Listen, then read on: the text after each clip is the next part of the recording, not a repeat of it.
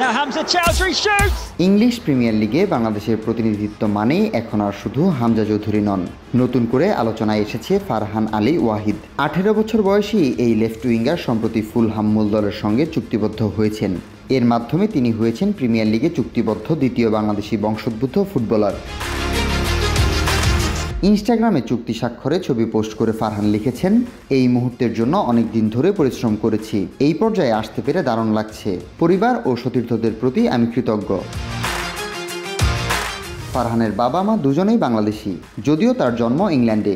ছেলেবেলা থেকেই ফুটবলে ঝোঁক ছিল তার। কেরিয়ার শুরু চেলসির একাডেমিতে, এরপর 2019 সালে যোগ দেন ফুলহামের বয়সভিত্তিক দলে।